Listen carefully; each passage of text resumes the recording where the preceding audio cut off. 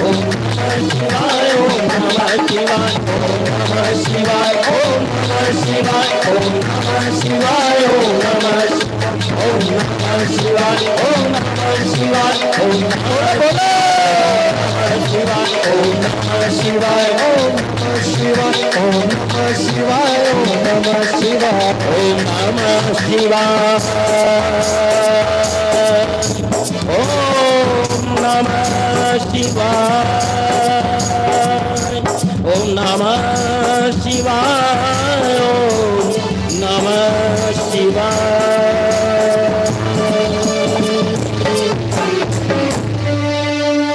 बोलिए गजानन गणेश जी महाराज की जय हो। जगदम्बे मात की जय हो। श्री लक्ष्मी नारायण भगवान की जय हो। श्री नंदीश्वर भगवान की जय हो। श्री स्वामी कार्तिकेय भगवान की जय हो। नर्मदेश्वर सांब सदाशिव भगवान की जय हो। श्री सद्गुरुदेव महाराज की जय हो। पुराण पुरुषोत्तम भगवान की जय हो। ओम श्री विश्वनाथ दरबार की जय हो। ओम नमः पार्वती पदे हर हर हर महादेव।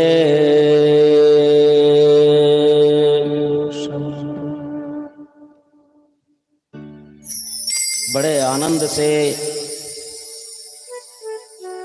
प्रतिपदा की गंगोत्री यानी 3 जनवरी को गंगोत्री से निकली हुई ये कथा गंगा की धारा आज अपने सष्टम पड़ाव पर पहुंच गई, छठे तीर्थ पर पहुंच गई। और इन तीर्थों में हमने कैसा कैसा आनंद लिया, ये सब स्मृतियां हैं। आज का दिन भी कल अतीत में बीत जाएगा और देखते ही देखते 11 तारीख का भी जो गंगा सागर है, 11 तारीख को ये कथा शिव में लीन हो जाएगी, विश्राम पाएगी। उसके बाद फिर कहाँ ये गंगा धारा मिलेगी, ये ईश्वर की कृपा ही तय करेगी कि कब हमें फिर पुनः ये कथा मिलेगी। इसलिए ये गंगा यहाँ अवतरित हो रखी है, जितना आनंद ले सकें उतना हमें लेना चाहिए।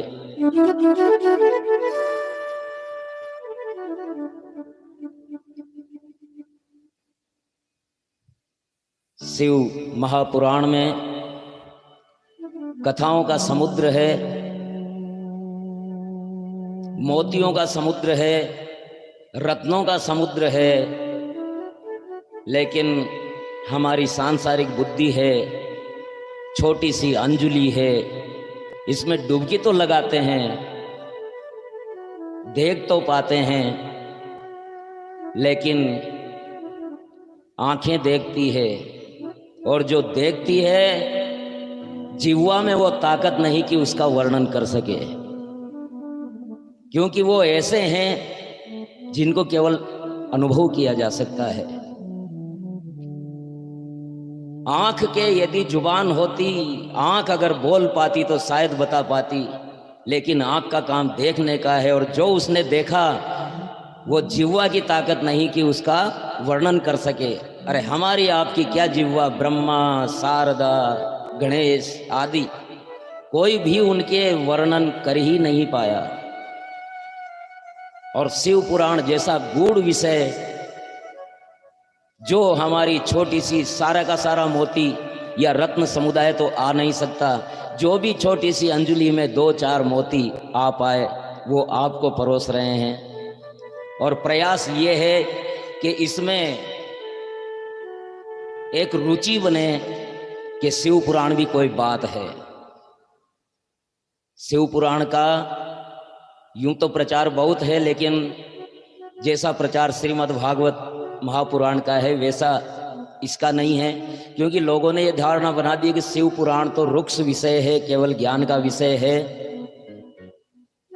लेकिन इसमें रस भी है। और भोलेनाथ की प्रेरणा यही है कि उस रस को थोड़ा उभार करके लाया जाए, ताकि लोगों को रस आए, और जब रस आने लगे तो फिर ज्ञान का घुट्टी, ज्ञान की घुट्टी भी दे दी जाए। जैसे वैद्यराज किसी भी रोग का इलाज करते हैं तो कड़वी दवा देते हैं ना, तो कड़वी दवा को कुछ मिठाई में लिपेट करके और इस प्रकार से देते हैं कि वो मीठे के चक्कर में कड़वी दवा निकल जाता है। अब ज्ञान तो बिल्कुल आज साधारण बुद्धि में समझ में आने का नहीं, तो शिव पुराण और हमारे सभी पुराणों में उस ज्ञान को रूपकों के माध्यम से बांध करके और कथानक के माध्यम से ऐसा परोसा गया है कि वो कथा याद आ जाए। अंतरिक्ष की सारी घटनाएं, राहु का सिर अलग होना, ये एक अंतरिक्ष की घटना है, लेकिन समुद्र मंथन और अमृतपान के साथ जोड़ दिया। जब भी ग्रहण आता है तो पता लग जाता है कि हाँ राहु, अच्छा, तो वो पौराणिक कथा स्मरण में आ जाती है। कहीं लिखे होने की जरूरत नहीं, किसी को कहने की जरूरत नहीं, अपने आप सुरक्षित हो गया। बुध का जन्म, ये भी एक खगोलीय घटना है। गुरु की पत्नी तारा और चंद्रमा का पुत्र बुध जो तारा में उत्पन्न हुआ, ये कोई बड़ी खगोलीय घटना है जिसमें दो ग्रह टकराए थे और उससे बुध की उत्पत्ति हुई। और इस घटना को हमारे शास्त्रों में इस रूप में निरूपित किया गया ताकि ध्यान रहे। तो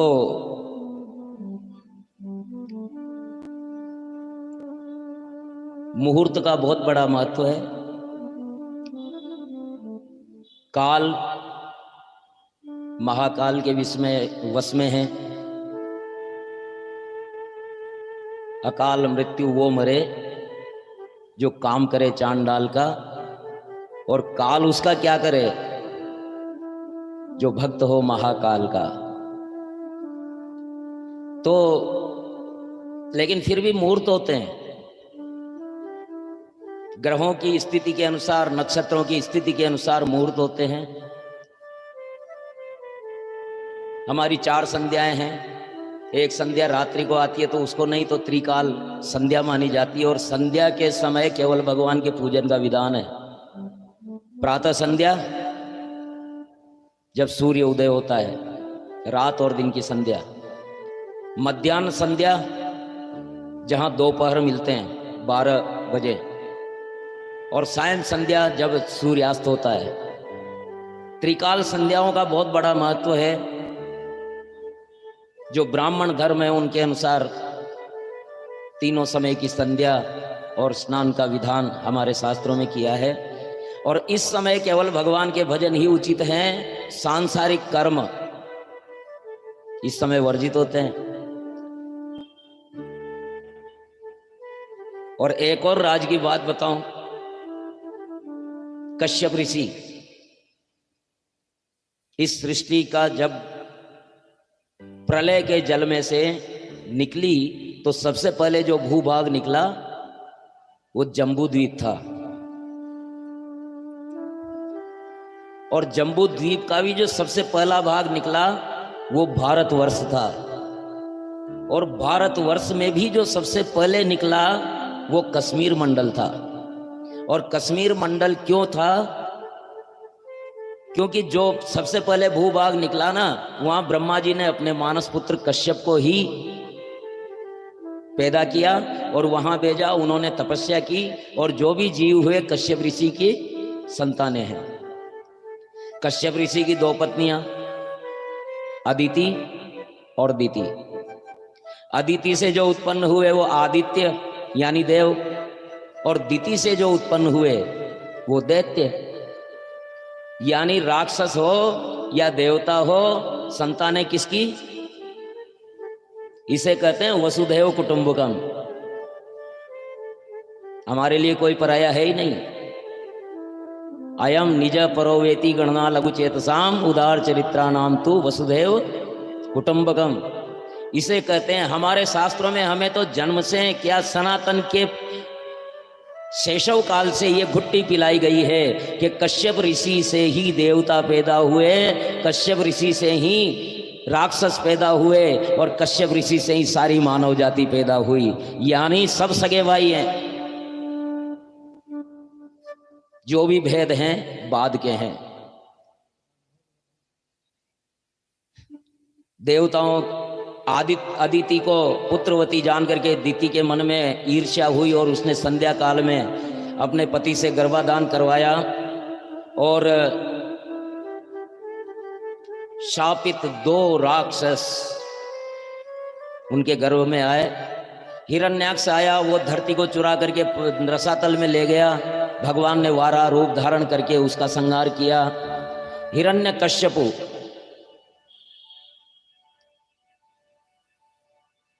सोने का चाहने वाला, हिरण्यकश्यपु थे तो ये दोनों शिव भक्त, लेकिन जब इसने बल पाया तो इसे न तो हरि याद रहे, हरि को तो याद रखना ही नहीं था क्योंकि हिरण्याक्ष को मारा था तो वो तो बेरी था इनका विष्णु तो। लेकिन न इसे ब्रह्मा याद रहा जिसने वरदान दिया था और न शिव याद रहा। कहा तो क्या कहा, आज से इस 3 लोक 14 भवन का स्वामी मैं हूं, 3 लोक 14 भवन का भगवान मैं हूं और कोई भगवान नहीं है। कोई किसी को नहीं मानेगा, नहीं पूजेगा, मानेगा तो केवल हिरण्यकश्यपु को मानेगा। जब मैं जब आ जाता है तो उसका इलाज अवश्य होता है। प्रहलाद पैदा होते हैं, प्रहलाद को तरह तरह के दुख देता है वो, और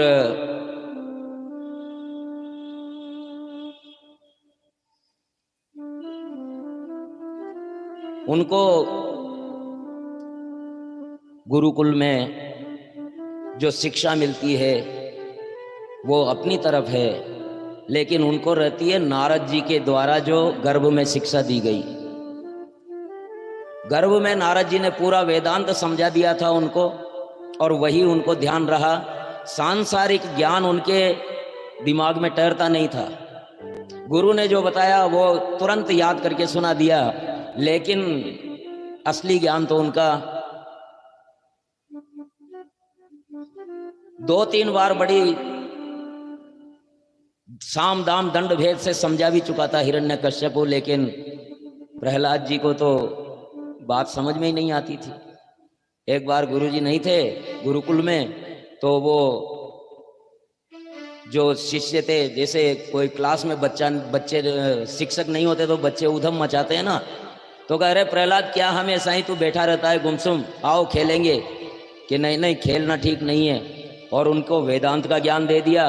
वेदांत का ज्ञान दिया तो जो एक उनसे 5 साल बड़ा शिष्य था उसने कहा कि रे प्रहलाद मैं तेरे से बड़ा हूँ, तूने मेरे सामने जन्म लिया है, मेरे सामने तो बड़ा हुआ है, न तो यहाँ कोई साधु सन्यासी आया न कोई देवता आया, ये ऐसा ज्ञान तुझे मिला कहाँ से?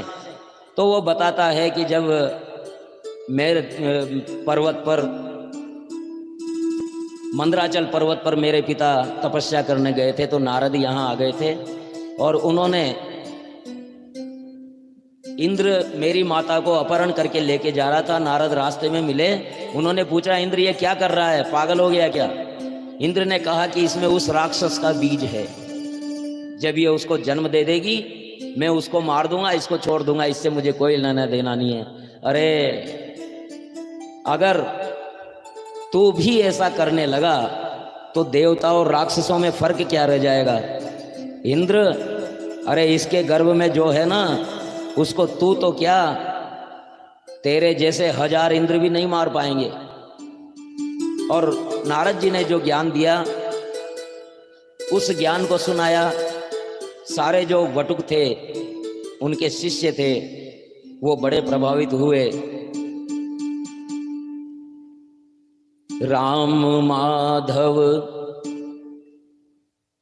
राम राघव राम राघव राम राघव रक्ष मां। कृष्ण केशव कृष्ण केशव कृष्ण केशव पाहि मां। राम राघव राम राघव राम राघव पाहि मां। कृष्ण केशव कृष्ण केशव कृष्ण केशव रक्ष मां। राम माधव राम राघव राम राघव रक्ष मां। कृष्ण केशव कृष्ण केशव कृष्ण केशव पाहि मां।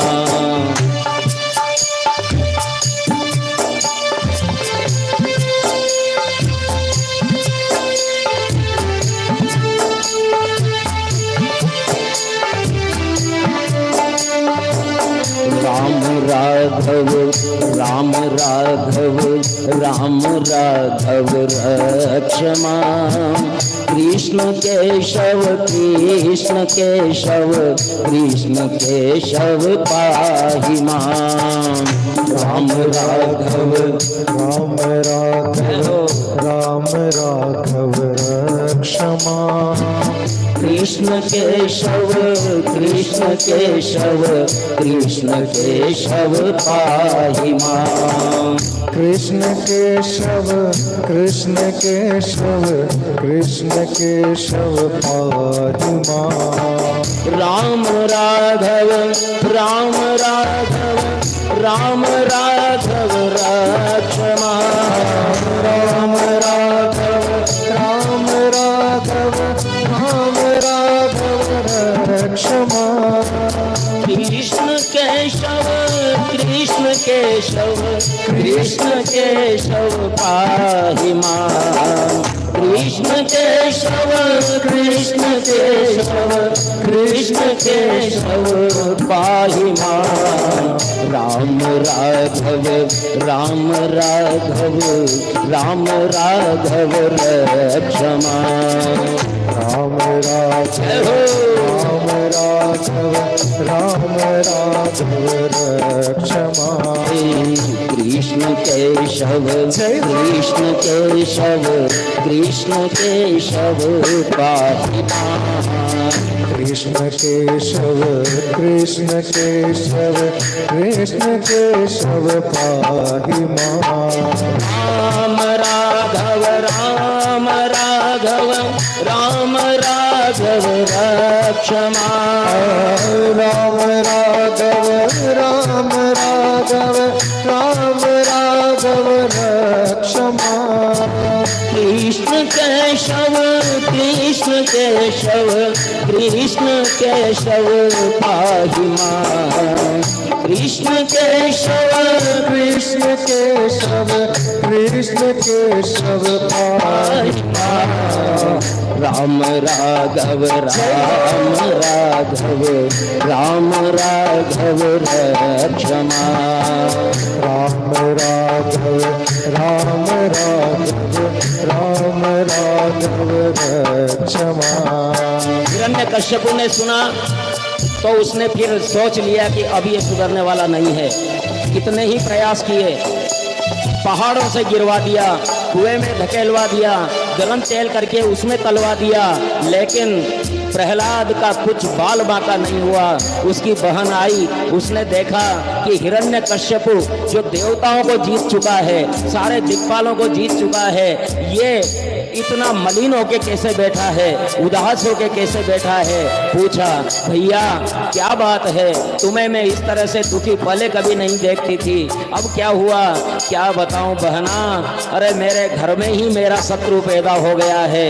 ये मैंने कितने ही प्रयास किए मारने के, लेकिन ये मरता ही नहीं है। बहना बोली होलिका, बोले आज मेरा अग्नि स्नान का दिन है, मैं अग्नि स्नान करूंगी, मैं इसे गोद में लेकर के बैठ जाऊंगी। और प्रहलाद जी को वो गोद में लेकर के अग्नि स्नान करने लगी।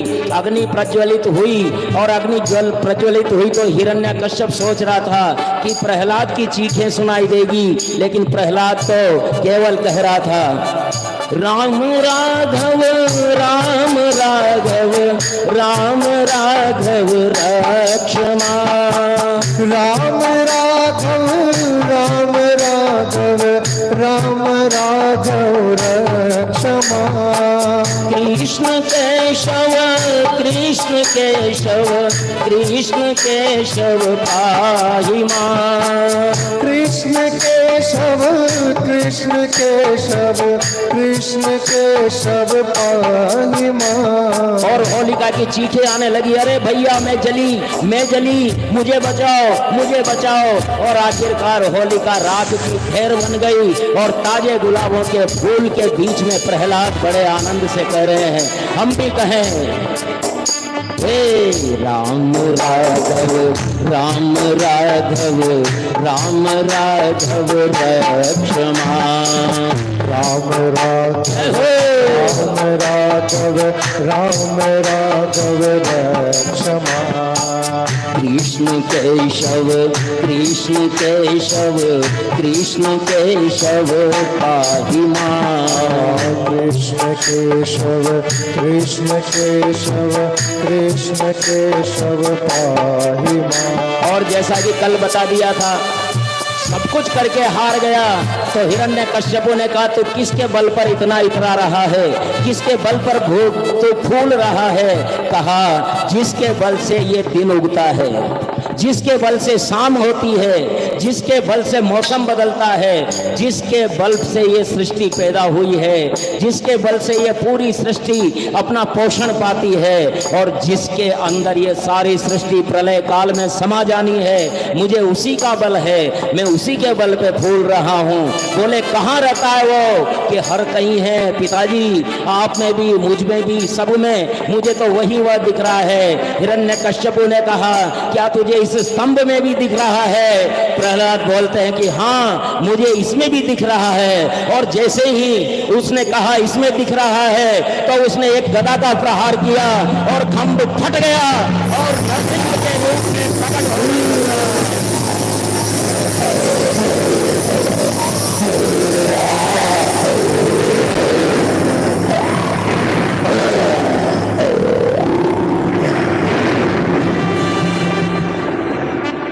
ब्रह्मा जी के सारे वरदानों की पूर्ति करते हुए जो जो भी ब्रह्मा ने वर दिए थे, अब यहाँ देखिए हम अपने आप को पता नहीं क्या समझने लग जाते हैं। हिरण्यकश्यपु ने लगभग अवध्यता का वरदान मांग लिया था। किसी भी स्थिति में उसका वध हो ही नहीं सकता था, क्योंकि ना अंदर मरे ना बाहर मरे, दिन में मरे ना रात में मरे, ऊपर मरे ना नीचे मरे, किसी भी तरह से नर से मरे ना पशु से मरे, हर तरह से अवध्यता का। लेकिन ईश्वर के पास बहुत सारे रास्ते हैं। हम कितना ही अपने आप को अमर समझ लें, लेकिन ईश्वर के सामने कितने ही रास्ते हैं। मारा जाता है हिरण्यकश्यपु, भगवान का क्रोध शांत नहीं होता है। और ब्रह्मा जी कहते हैं कैसे करें? सारे देवताओं ने स्तुतियां कर ली, लेकिन प्रलय मचा रहे हैं नरसिंह भगवान, गुस्सा उनका साथ नहीं हो रहा है। सारे प्रयास कर लिए, तब उन्होंने कहा कि अगर पति ज़्यादा गुस्से में हो तो पत्नी को आगे कर देना चाहिए, तो क्रोध शांत हो जाता है। लक्ष्मी जी गई, हाँ मैं इनको शांत कर दूंगी। लक्ष्मी जी जैसे ही अंदर गई और भगवान ने दहाड़ लगाई एक जोरदार,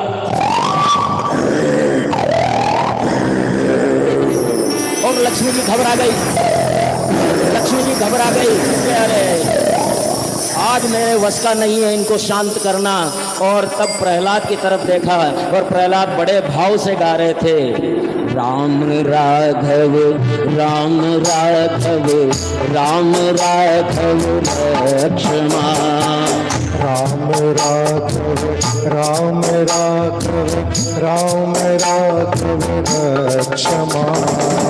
कृष्ण केशव कृष्ण केशव कृष्ण केशव पाहि मां। कृष्ण केशव कृष्ण केशव कृष्ण केशव पाहि मां।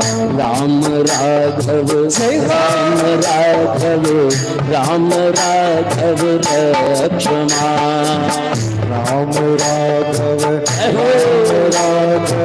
राम राघव रक्ष मां। ब्रह्मा जी ने कहा बेटा तुम्हारे कारण ही भगवान को क्रोध हुआ है, जाओ। प्रहलाद जी वहां गए और उनका क्रोध पानी के बुलबुले की तरह झाग की तरह बैठ गया और बड़े प्रेम से उन्होंने गोद में बिठाया, माथे पे हाथ फेरा। बेटा तूने बड़ा दुख पाया, मैंने आने में देर कर दी, मुझे माफ कर दे। भगवान भक्त से क्षमा याचना कर रहे हैं, बेटा मुझे आने में देर हो गई, क्षमा करें मुझे। तो भगवान कहते हैं क्यों पाप में डाल रहे हैं प्रभु, आप आ गए, मांग क्या मांगता है। भगवान कहते हैं मांग क्या मांगता है, लेकिन प्रहलाद कहते हैं भगवान आपने मुझे बेटा कहा है और गोद में लिया है, तो इसका मतलब तो ये हुआ कि आपका जो कुछ भी है वो मेरा हो गया, फिर मुझे क्या मांगना है। मुझे कुछ नहीं मांगना है, अगर देना ही है तो ये दे दो कि मेरे पिता ने जीवन भर आपका विरोध किया है, उनकी गति न बिगड़े, ये मुझे वरदान दे दो। नरसिंह ने कहा कि अरे बेटा तू तेरे पिता की क्या बात करता है, तेरे जैसा पुत्र जिस कुल में हो जाता है उसकी 7 पीढ़ियां पितृ पक्ष की, 7 पीढ़ियां मातृ पक्ष की, ननिहाल की, आने वाली और जाने वाली जो बीत चुकी है, जो आने वाली है वो तर जाती है। और इस प्रकार प्रहलाद जी को वहाँ देते हैं और देवताओं को आशीष दे करके और बद्री का आश्रम में जाते हैं और वहां जाकर के और अलकनंदा के शीतल जल में बैठते हैं। वहां नरसिंह शिला आज भी वर्तमान है। बोलिए नरसिंह भगवान।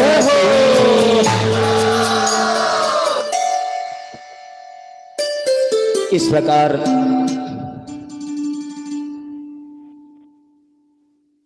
ब्रह्मा की रक्षा भी हुई और हिरण्यकश्यपु का वध हुआ। इधर जब भगवान ने अंधक को हिरण्याक्ष को दे दिया था, हिरण्याक्ष विष्णु के द्वारा मारा जा चुका है, तो अंधकासुर जब राज्य सिंहासन पर बैठने की बात आई तो हिरण्यकश्यपु के बेटों ने कहा कि ये अंधा क्या राज करेगा, और अंधकासुर को इसकी बड़ी ग्लानि हुई और उसने तपस्या की, घोर तपस्या की। ब्रह्मा जी उसे वरदान देते हैं, हे प्रभु निष्ठुर भाइयों ने मेरा राज छीन लिया है, सब दैत्य मेरे भृत्य हो जाएं, सारे राक्षस मेरे दास हो जाएं, मुझ अंधे को दिव्य चक्षु मिलें, इंद्र भी मुझे टैक्स देवे कर देवे, मेरी मृत्यु किसी से भी न हो, देव दैत्य गंधर्व यक्ष नाग नर नारायण देव किसी से भी मेरी मृत्यु न हो। अंधक ध्यान आ गया ना, कल आ गया था विषय, भगवती ने भगवान की आंख बंद की थी और अंधेरे से अंधक पैदा हुआ था, और हिरण्याक्ष ने तपस्या की थी पुत्र प्राप्ति के लिए, और भोलेनाथ ने कह दिया था कि ये पोसा हुआ पुत्र पाला हुआ पुत्र तू ले, और अंधकासुर हिरण्याक्ष के यहाँ आ गया। अब वो तो भगवान शिव पार्वती जी की गोद में था, वहाँ तक तो अंधक था, लेकिन जैसे ही उसने वल्दियत बदली, पिता को बदला, जैसे ही वो हिरण्याक्ष हुआ, हिरण्याक्ष का बेटा हुआ, वो असुर हो गया और नाम हो गया अंधकासुर। ब्रह्मा जी शंकित हो गए कि तू किसी से भी नहीं मरेगा, तो एक तो हिरण्यकश्यप को दिया था तेरे दादा को, और तू भी वही मांग रहा है, तो दैत्येंद्र ने सारी बातें हो जाएगी, किंतु अपने विनाश का कारण भी तो स्वीकार कर। तो हर तरह से ये मांग रहा है। अब उसने, क्योंकि हिरण्यकश्यपु नरसिंह के रूप में मारा गया तो उसने ये भी कह दिया कि नर पशु दोनों हो तो उनसे भी नहीं मरूं मैं। तो कि भाई कोई तो बता, ऐसा थोड़ी होता है। तो उसने बताया, प्रभु तीनों कालों में उत्तम मध्यम नीच नारियां होती है और उनमें से कोई मेरी माता भी होगी, और माता के प्रति राक्षस के भाव के कारण मेरी काम भावना उत्पन्न हो जाए तो मेरी मृत्यु हो। ब्रह्मा ने तथास्तु कहा और अंधक त्रिलोकी को जीत करके स्वेच्छाचारी हो गया। उनके मंत्रीगण शिव परिवार का वर्णन करते हैं और पार्वती के सौंदर्य का वर्णन सुन करके वो रीझ जाता है अपनी माता पर। अंधक वहां जाता है, नंदीश्वर के साथ युद्ध करता है और नंदीश्वर को मूर्छित कर देता है, क्योंकि वो इतना बलशाली हो गया है वर के प्रभाव में। पार्वती के आह्वान पर देवियां प्रकट होकर के युद्ध करती है, शिव भी युद्ध करते हैं, बड़ा भारी युद्ध चलता है। और तब विष्णु भगवान ने काली का रूप धारण करके, ये देखिए जो मैं अब तक कह रहा था ना, पहले दिन से ही कह रहा हूं भाई महाकाली विष्णु का रूप है, ये यहाँ विष्णु का रूप है। विष्णु भगवान ने खुद काली का रूप धारण किया और काली का रूप धारण करके और राक्षसों का रक्त पान करने लगी महाकाली के रूप में। नंदी द्वारा पकड़कर लाए गए शुक्र शिव के समीप आए और भगवान भोलेनाथ ने शुक्राचार्य जी को मुंह में रख लिया, अंदर चले गए और शुक्राचार्य जी ने शिव जी के उदर के अंदर सहस्त्रों वर्षों तक मृत्युंजय महामंत्र की साधना की, मृत संजीवनी की साधना की और मृत संजीवनी को उन्होंने सिद्ध कर लिया। 100 वर्ष तक शिव के उदर में रह करके शुक्राचार्य शुक्र मार्ग से बाहर आते हैं और चूंकि शुक्र मार्ग से बाहर आए, शिव उदर में उन्होंने जाप किया। इस अनुष्ठान का चमत्कार था कि शुक्राचार्य अब साक्षात शिव के पुत्र हो गए थे।